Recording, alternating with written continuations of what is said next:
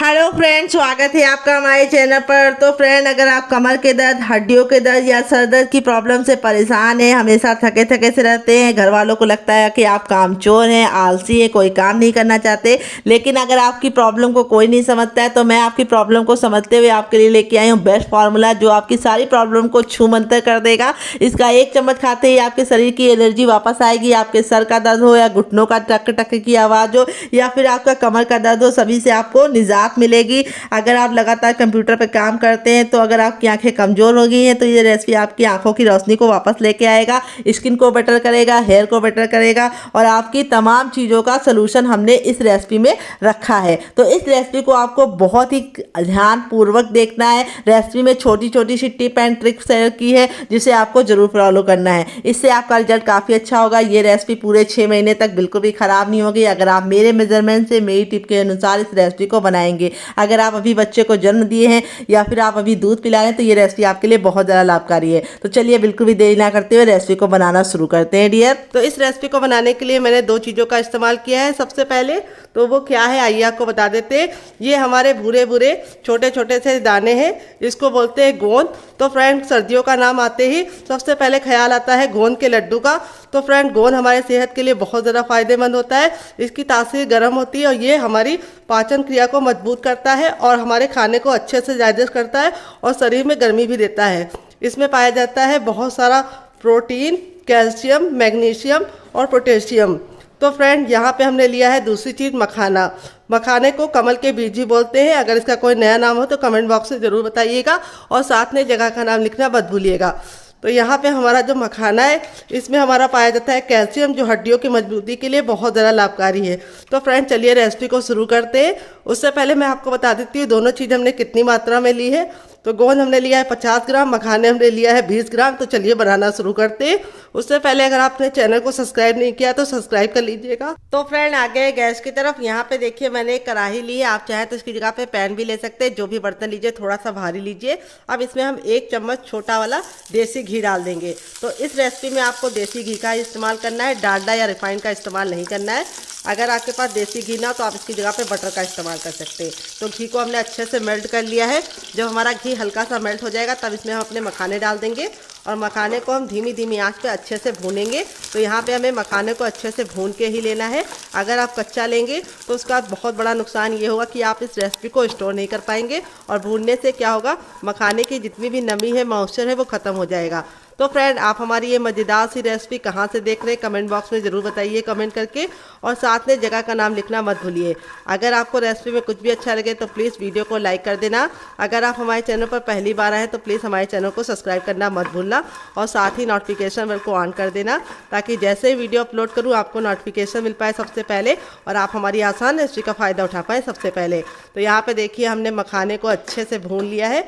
अब इसको हम प्लेट में ट्रांसफ़र कर देंगे। तो गैस के फ्लेम को मैंने बंद कर दिया था ताकि हमारे मखाने बिल्कुल भी जले ना। अब गैस के फ्लेम को हम फिर से ऑन करेंगे। तो यहाँ पे देखिए जो गैस का फ्लेम है वो हमें अभी मीडियम रखना है, ना बहुत ज़्यादा हाई ना बहुत ज़्यादा लो। अब इस तरीके से हम वापस से इसको रख देंगे और यहाँ पे हम वापस से इसके अंदर डालेंगे घी।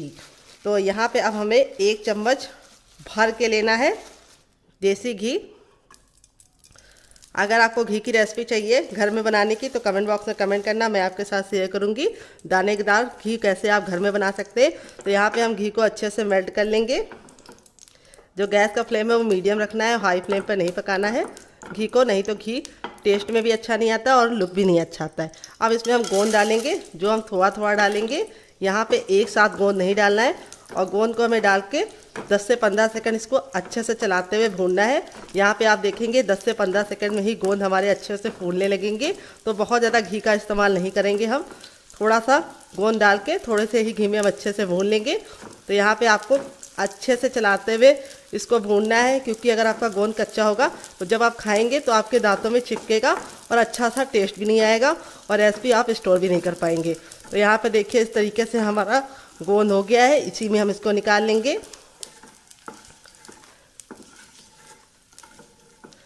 तो यहाँ पे मैंने जो गोंद इस्तेमाल किया है वो बबुल का है। कई तरीके के गोंद आते हैं मार्केट में, आम का भी आता है, बबुल का भी आता है, सहजन का भी आता है।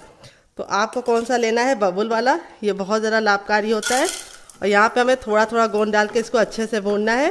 ख्याल ये रखना है कि हाई फ्लेम पे नहीं भूनना है, नहीं तो जो गोंद होता है वो बहुत जल्दी जल जाता है और कच्चा भी रह जाता है। तो चलिए फटाफट सारे गोंद को हम भून लेते हैं, फिर आपसे मिलते हैं। तो फ्रेंड देखिए, लास्ट वाला बैच भी मैंने अच्छे से गोंद को बना लिया है, यानी फ्राई कर लिया है। यहाँ पे मैंने बहुत ही कम तेल में इसको तला है। आप चाहे तो ज़्यादा तेल में तल कर सकते हैं अगर आपके पास टाइम नहीं है, लेकिन फिर बहुत ज़्यादा घी होता है तो बहुत ज़्यादा लोगों को दिक्कत हो जाती है। तो इस तरीके से हमारा देखिए 1 कटोरी गोंद कितना ढेर सारा हो चुका है, क्योंकि फूलने के बाद इस तरीके से हो गया है। और अब मैं आपको इसको चेक करने का तरीका बताऊंगी। ये देखिए इस तरीके से लिया है। अगर आप इसको तोड़े तो बिल्कुल अच्छे से इसका पाउडर बनना चाहिए, तभी आपका समझ लीजिए गोंद बिल्कुल अच्छे से भुना है। ये देखिए बिल्कुल अच्छे से पाउडर बनना है, बिल्कुल अच्छे से क्रिस्पी है। ये देखिए अब इसको हम ठंडा कर लेंगे, और जब तक ये ठंडा होगा इसे साइड में रखेंगे और आगे का काम करेंगे। तो चलिए इसको साइड में रख देते हैं। यहाँ पे देखिए मैंने कढ़ाई को वापस से गर्म कर लिया। जब हमारी कढ़ाई गर्म हो जाएगी तब इसमें हम थोड़ा सा घी डाल देंगे, आधा चम्मच तक वापस। तो इस रेसिपी में मैं कम से कम घी का इस्तेमाल कर रही हूँ। तो घी को हमें अच्छे से गर्म कर लेना है। जब तक हमारा घी गर्म नहीं होगा हमें कुछ भी नहीं करना है। और गैस का फ्लेम हमें मीडियम ही रखना है, ना हाई रखना है ना ही लो रखना है, मीडियम फ्लेम पे ही काम करेंगे।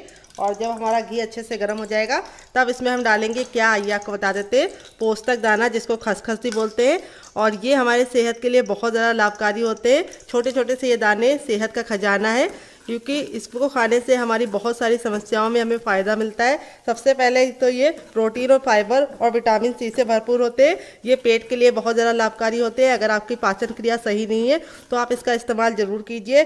दूसरी बात, आपकी याददाश्त को बढ़ाने में बहुत ज़्यादा लाभकारी होते हैं। जिन बच्चों को चीज़ें जल्दी से याद नहीं होती है, जिनकी याददाश्त कमज़ोर होती है और स्कूल में उनको जो दिया जाता है वो याद नहीं होता है, तो उनके लिए तो ये बहुत ज़्यादा लाभकारी है। और दूसरी बात, आपकी याददाश्त को बढ़ाने के साथ साथ जिन लोगों को नींद नहीं आती उनकी नींद की समस्या को भी दूर करता है। अब इसमें हम डाल देंगे थोड़े से खरबूज के बीज, और गैस के फ्लेम को हम बंद कर देंगे। तो खरबूज के जो बीज होते हैं, तो यहाँ पे सॉरी ये तरबूज के हैं, खरबूज के नहीं है। तो दोबारा जो हम डालेंगे वो है हमारे खरबूज के। तो ये जो बीज होते हैं ये हमारे सेहत के लिए बहुत ज़्यादा फ़ायदेमंद होते हैं, क्योंकि इनकी तासीर ठंडी होती है। तो हम जब गर्म चीज़ों का इस्तेमाल करते हैं तो इस तरीके से इसके अंदर हम कुछ चीज़ें ऐसी डालते हैं जिसकी तासीर ठंडी होती है, तो दोनों बैलेंस हो जाती है और हमारे शरीर के लिए लाभकारी होती है और हमें नुकसान नहीं करती है। फिर लास्ट में हम इसमें डालेंगे यहाँ पे सौंठ का पाउडर, जो हम अदरक को सुखा के बनाते हैं। तो ये मेरा घर का बना है। अगर आपको इसकी रेसिपी चाहिए तो कमेंट बॉक्स में कमेंट करना, आपके साथ शेयर करेंगे। और गैस के फ्लेम को मैंने बंद कर दिया है, क्योंकि जो कढ़ाई की हीट होगी उसी से ये अच्छे से कुक हो जाएगा। तो अदरक अगर आपके पास पाउडर फॉर्म में है यानी सौंठ फॉर्म में है तो आप ले लीजिए, नहीं है तो आप अदरक को डायरेक्टली पीस के भी ले सकते हैं। तो यहाँ पे सौंठ हमारे लिए बहुत ज़्यादा लाभकारी होती है। सौंठ से हमारे शरीर को बहुत ज़्यादा गर्माई मिलने के साथ साथ हमारी हड्डियों को मजबूती मिलती है। और दूसरी बात, हमारे शरीर में एक बहुत ही अच्छी सी एनर्जी भी ये प्रदान करते हैं। अब इसके बाद हम इसमें डालेंगे दूसरी चीज़, वो है एंटीबायोटिक हल्दी। हल्दी तो कितनी लाभकारी है किसी को बताने की ज़रूरत नहीं है। ये हमारे खून को साफ करने के साथ साथ हमारे शरीर में होने वाली बहुत सारी बीमारियों को दूर रखता है। और दूसरी बात, आपके अगर फेस पे बहुत ज़्यादा मुर्दापन यानी बहुत ज़्यादा थकान सी रहती है तो आप हल्दी का सेवन जरूर कीजिए। इससे आपके शरीर में बहुत ही अच्छा ग्लो आता है और आपके बालों के लिए बहुत ज़्यादा लाभकारी होती है हल्दी। तो यहाँ पे देखिए हल्दी हमें लास्ट में डालनी है, क्योंकि इसको पकने में बहुत ही कम टाइम लगता है। यहाँ पे सारी चीज़ों को हमने 2 से 3 मिनट तक अच्छे से भून लिया है। अब इसको एक प्लेट में निकाल कर ठंडा कर लेंगे। तो चलिए जब तक ये ठंडा और इसे साइड में रख देते हैं और दूसरा काम करते हैं। तो यहाँ पे देखिए मैंने वापस से कढ़ाई को गर्म कर लिया। अब इसमें हम आधा चम्मच देसी घी डालेंगे, बस आधा चम्मच ही डालना है। और अब हम क्या करेंगे, घी को अच्छे से मेल्ट कर लेंगे। फिर इसके बाद हम इसमें डालेंगे बादाम, जिसमें पाया जाता है magnesium, iron, vitamin E, protein. बादाम हमारे बच्चों के विकास के लिए बहुत ज़्यादा लाभकारी है। ये आपके शरीर को गर्माहट देने के साथ साथ आपकी याददाश्त को भी अच्छे से इम्प्रूव करते हैं। और अगर आपको नींद नहीं आती है, बहुत ज़्यादा बेचैनी रहती है या फिर माइग्रेन की प्रॉब्लम है तो उसमें बहुत ज़्यादा लाभकारी होते हैं। यहाँ पे मैंने कितना लिया है बादाम, 50 ग्राम बादाम लिया है। तो यहाँ पे बादाम को भी हम 10 से 15 सेकंड अच्छे से भून लेंगे, काला बिल्कुल भी नहीं करना है। जब हमारा बादाम अच्छे से भुन जाएगा तो हम इसको निकाल लेंगे एक प्लेट में।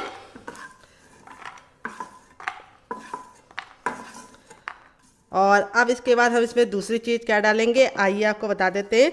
तो अब इसमें हम डालेंगे छुआरे। तो यहाँ पे मैंने 50 ग्राम ही छुआरा लिया है।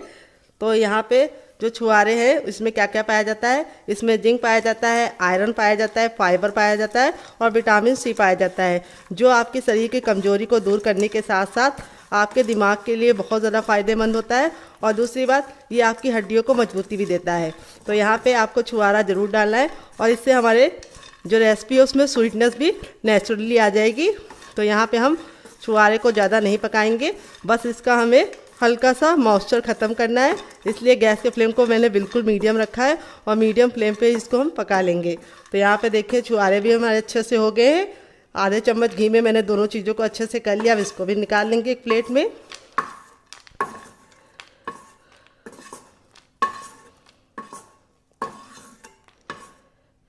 अब इसके बाद हम क्या करेंगे, आइए आपको बता देते हैं। अब इसके बाद हम इसमें वापस से थोड़ा सा देसी घी डालेंगे, आधा चम्मच, और इसको अच्छे से मेल्ट होने देंगे। जैसे ही हमारा घी अच्छे से मेल्ट हो जाएगा तब इसमें हम क्या डालेंगे, आइए आपको बता देते हैं। अब इसमें हम डालेंगे किशमिश। तो किशमिश हमारी दांतों की मजबूती के लिए बहुत ज़्यादा फ़ायदेमंद होता है। जिन बच्चों के दांत कमज़ोर होते हैं, ज़रा सा कुछ खाते हैं दांत हिलने लगते हैं, उनको आप किशमिश ज़रूर दीजिए।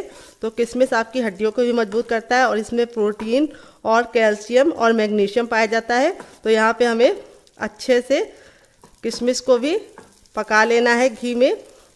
जब हमारे किशमिश अच्छे से फूल जाएंगे तब तक हम इसको अच्छे से चलाते हुए पका लेंगे। यहाँ पे अगर आपके पास किशमिश ना हो तो आप इसकी जगह पे कोई और ड्राई फ्रूट का इस्तेमाल कर सकते हैं, जैसे आप इसमें अखरोट भी डाल सकते हैं। तो यहाँ पे देखिए अच्छे से हमारा जो किशमिश था बिल्कुल अच्छे से फूल गया है, बहुत ही कम घी में। तो आप चाहे तो थोड़ा सा ज़्यादा भी ले सकते हैं अगर आपको जल्दबाजी है, लेकिन थोड़ा आराम से काम करेंगे तो अच्छे से हमारा फूल जाएगा कम घी में। तो यहाँ पे देखिए हमारा हो गया है किशमिश डन, काला बिल्कुल भी नहीं करेंगे। अब इसको भी निकाल लेंगे और अब इसके बाद हम इसमें क्या डालेंगे, जो बचा हुआ घी है उसमें हम डाल देंगे नारियल, जो हमने इस तरीके से ग्रेट करके लिया है। यहाँ पे हमने 100 ग्राम नारियल को इस तरीके से ग्रेट कर लिया है। नारियल हमारे खून को साफ़ करने के साथ साथ हमारे चेहरे पे बहुत ही अच्छा सा ग्लो लेके आती है। जिन लोगों का चेहरा बहुत ज़्यादा डल रहता है, ग्लोइंग स्किन नहीं रहती है, वो नारियल का इस्तेमाल कीजिए, आपके चेहरे में आपको फ़र्क नज़र आएगा। और ये आपके बालों की मजबूती देने के साथ साथ आपके स्किन को चमकदार बनाते हैं। तो यहाँ पे हमें नारियल के लच्छे को लिया है, तो इसलिए हम इसको ज़्यादा नहीं पकाएंगे, 10 से 15 सेकंड अच्छे से भून लेंगे, इससे ज़्यादा नहीं भूनना है। तो यहाँ पे देखिए हमने धीमी धीमी आंच पे नारियल को भूना है, क्योंकि इसके लच्छे बहुत ही जल्दी काले हो जाते हैं और इसमें बहुत ही अच्छा सा फैट होता है, जो हमारी बॉडी के लिए, स्किन के लिए, बालों के लिए बहुत ज़्यादा लाभकारी होता है। अब इसको एक प्लेट में निकाल लेंगे। तो चलिए निकाल लेते हैं। तो यहाँ पे देखिए वापस से मैंने कढ़ाई को गर्म कर लिया है। अब इसमें हम थोड़ा सा और घी डाल देंगे, ऑयल नहीं डालेंगे, घी ही डालेंगे, सिर्फ आधा चम्मच। और अब इसमें हम क्या डालेंगे, हम इसमें डालेंगे काजू, जो हमने वेट ने मुश्किल से लिया है 20 ग्राम, और 5 ग्राम हमने लिया है पिस्ता। तो यहाँ पे अगर आपके पास पिस्ता ना हो तो आप पिस्ता को स्किप कर सकते हैं, लेकिन पिस्ता खाने से बहुत ज़्यादा फ़ायदा होता है। काजू और पिस्ता में पाया जाता है कैल्शियम और विटामिन B6, और जो आपकी हड्डियों को मजबूती देने के साथ साथ आपकी आंखों के नीचे की स्वेलिंग यानी पफी आइज को कंट्रोल करता है। बहुत सारे लोगों की शिकायत होती है कि जब वो सो के उठते हैं तो उनकी आंखें फूली फूली रहती है।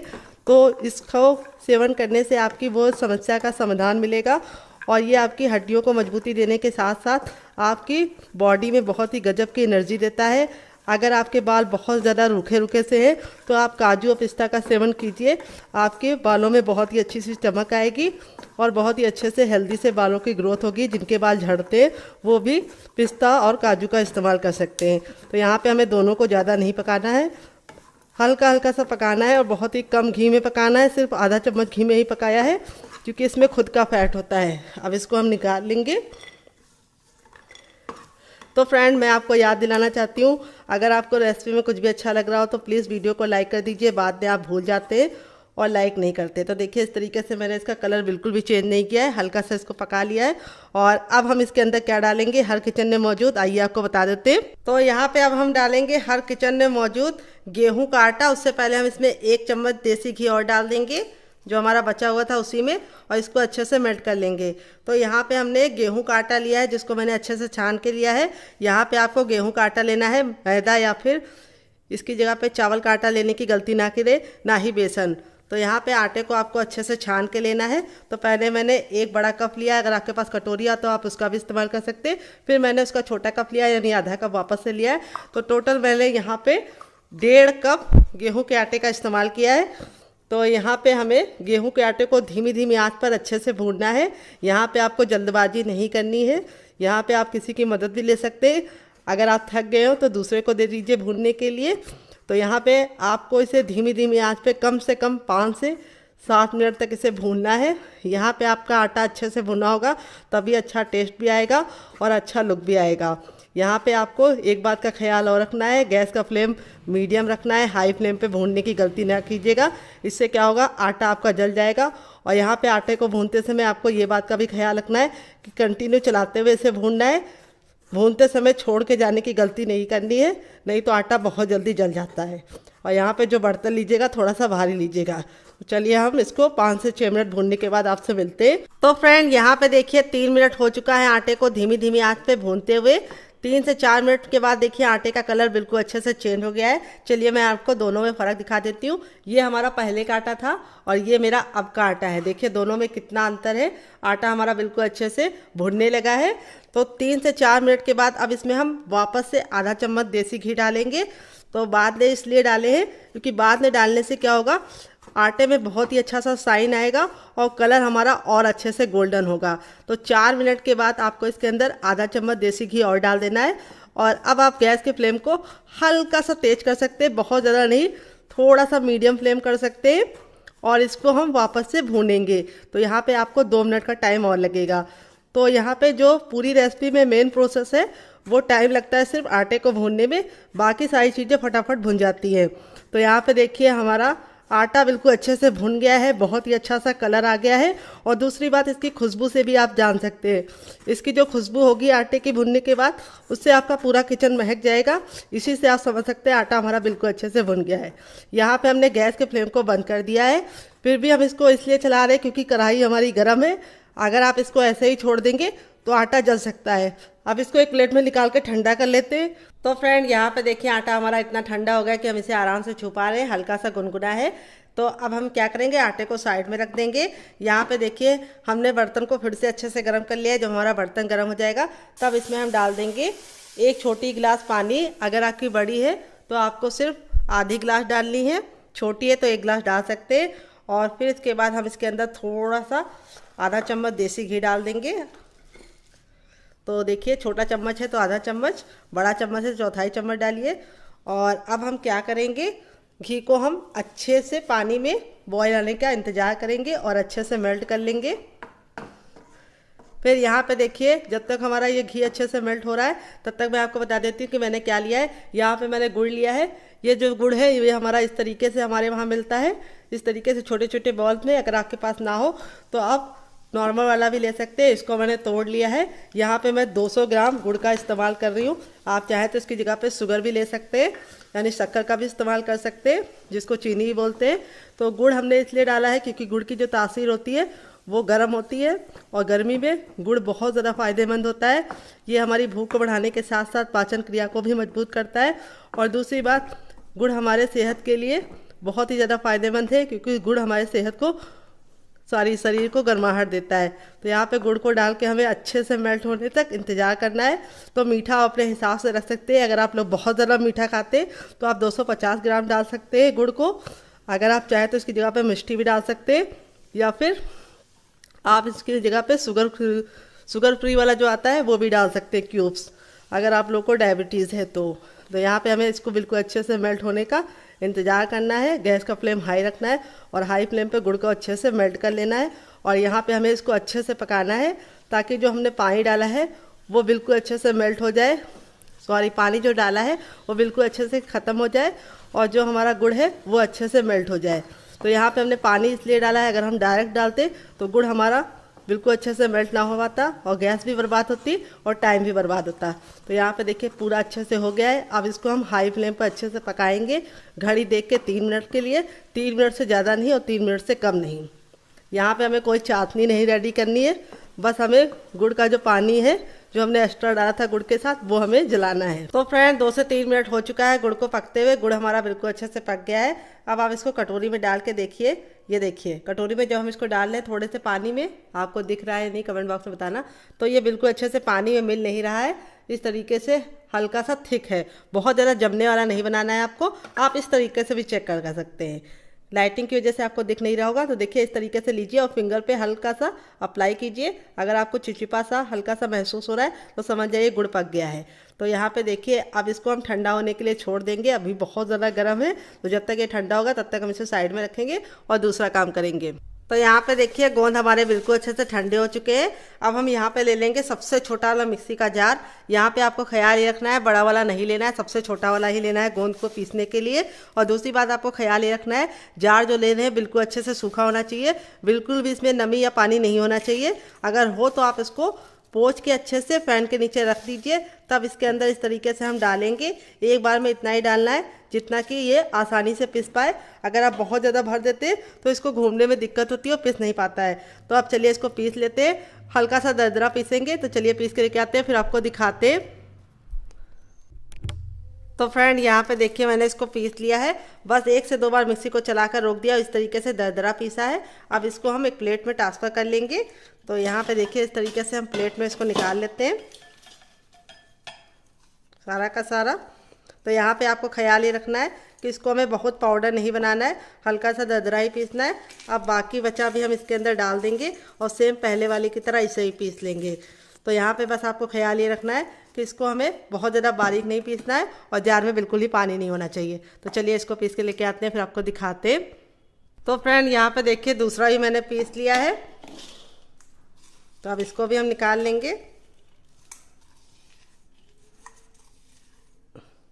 और यहाँ पे देखिए जो हमारे मखाने थे वो भी अच्छे से ठंडे हो गए, तो अब हम मखानों को इसके अंदर ट्रांसफ़र कर देंगे।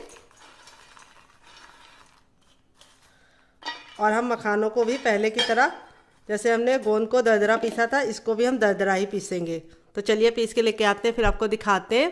तो यहाँ पे देखिए मखानों को भी मैंने दरदरा ही पीसा है, 1 से 2 बार मिक्सी को चलाकर रोक दिया था। अगर इसमें 1-2 मखाने साबुत भी रह जाते हैं तो उसको हम निकाल लेंगे, लेकिन हम इसको मोटा मोटा ही पीसेंगे।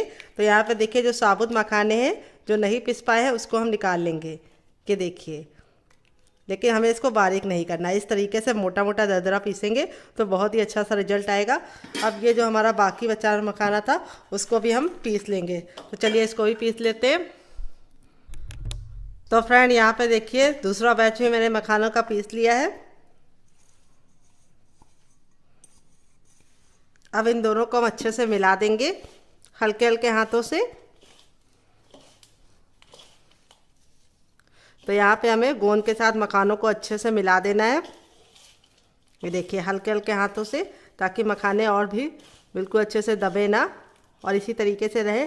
देख लीजिए कितना सुंदर सा लुक आ रहा है। और अब हम क्या करेंगे, इसको हम साइड में रख देंगे।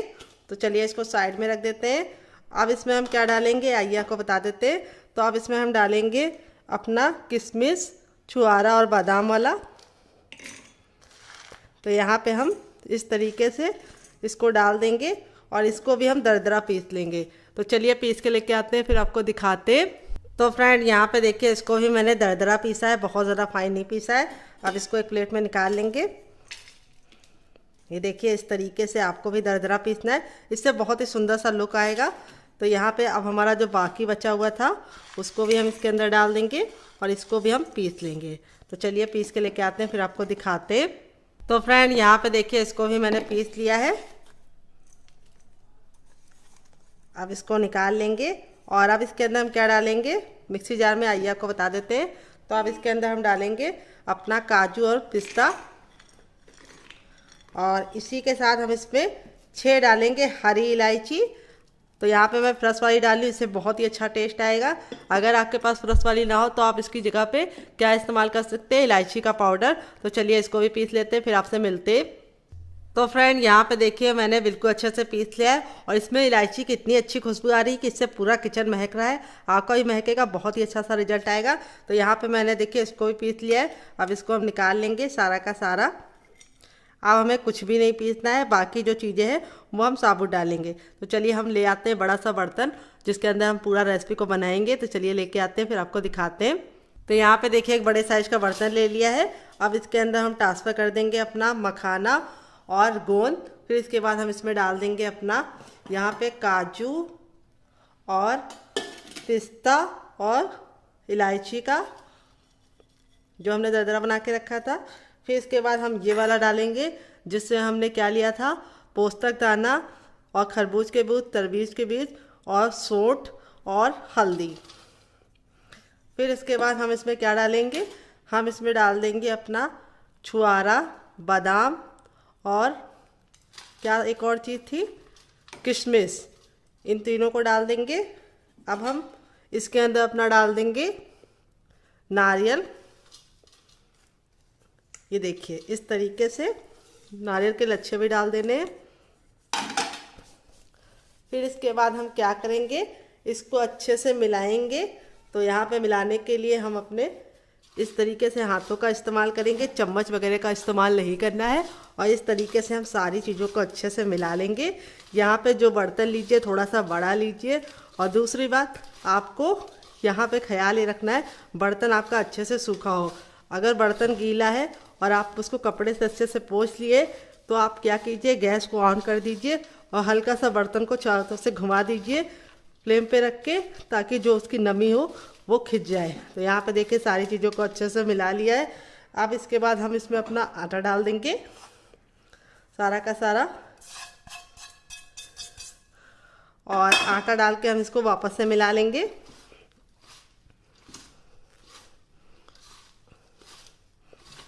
ये देखिए आटा डाल के हमने बिल्कुल अच्छे से मिला लिया है।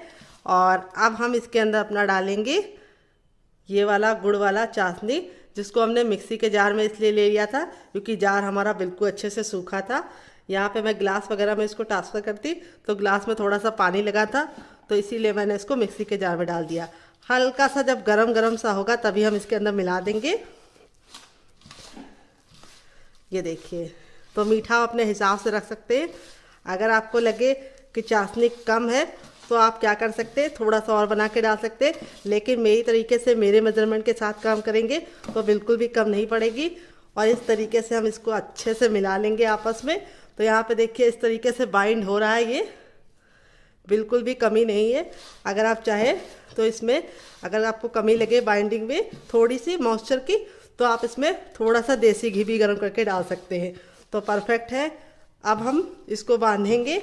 तो यहाँ पे बांधने से पहले हम थोड़ा सा देसी घी लगा लेंगे और फिर बांधेंगे। तो चलिए हाथों को वॉश करके लेके आते हैं सुखा के, फिर इसको बांधेंगे।